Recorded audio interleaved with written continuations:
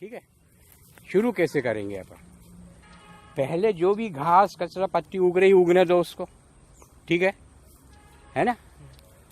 और जब वो इतना इतना ऊंचा हो जाए कि उसको अपन ज़मीन पे सुला सकें, चाहे तो खाली चके से सुला दें आप ट्रैक्टर के, या उसके पीछे एक रोलर लगता है, मैं आपको वो रोलर की फ़ोटो बताऊंगा, उसको क्रिम्पर रोलर बोलते हैं, छोटा सा वो लग जाता है, वो ट्रैक्टर के साथ घूमेगा तो वो सारे कचरे को वो सुला सकता है। उसमें सीधे बीज आप फेंक सकते हैं, या जो है हम क्या करते हैं कि यदि कुछ बीजों को मिट्टी की गोली में बंद करते हैं, वो भी एक सिंपल मेथड है, वो भी हम आपको बताएंगे कि आप चाहें तो 50 एकड़ में आप जो है कि गोलियां बना सकते हो, मिट्टी की गोलियां बना के आप उस कचरे में फेंक दो। भाई बरसात हुई, कचरा उगा, ऊपर आ गया, उसके बाद आपने उसमें गोलियां फेंक दी, ठीक है, या सीधा बीज फेंक दिया, और उसको जो है ट्रैक्टर घुमा दो आप उसके ऊपर, और रोलर घुमा दो, और वो ऊपर से कवर कर लेगा। वो जो चीज़ अपन ने बीज डाला वो उग के बाहर निकल जाएगा। ये मेथड बड़े आसानी से इसमें की जा सकती है। दूसरी बात हमने ये बताया, देखा है कि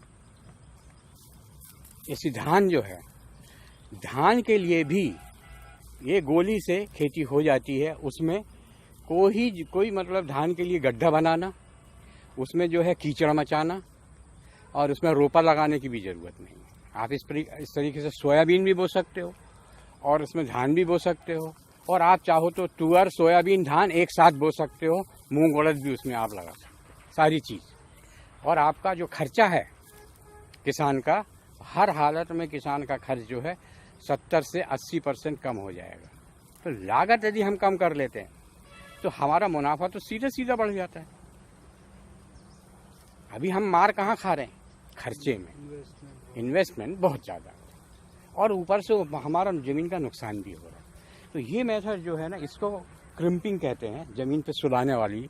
खरपतवार को आप ज़मीन में सुला दो, इसमें काटने की भी ज़रूरत नहीं। इसमें क्या होता है कि जो खरपतवार है उसके नीचे जो असंख्य जीव जंतु कीड़े मकोड़े हैं वो जीवित रहते हैं, वो अपना काम कर ही रहे हैं। हाँ, जीवाश्म जो सब इसमें कर ही रहे हैं, वो काम तो इसमें जारी है। ये है, इस खेती का नाम है नो टिल ऑर्गेनिक फार्मिंग, जो अमेरिका में बहुत ज़्यादा फेमस हुई है।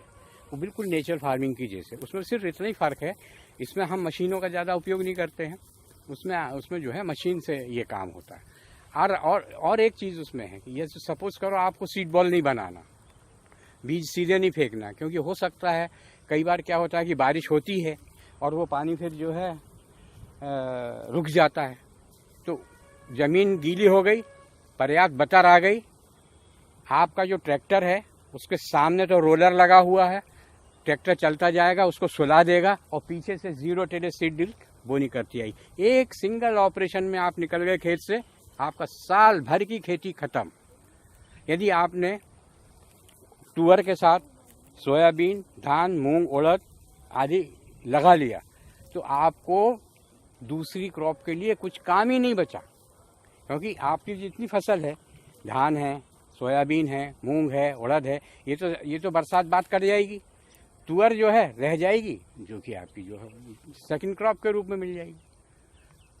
अब आप सोचो कि कितना खर्चा कम होगा और कितना इसमें मुनाफा है।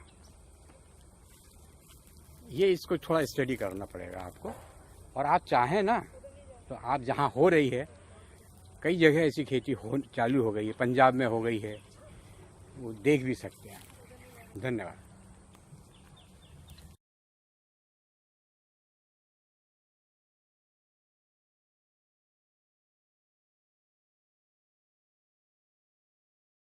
ठीक है।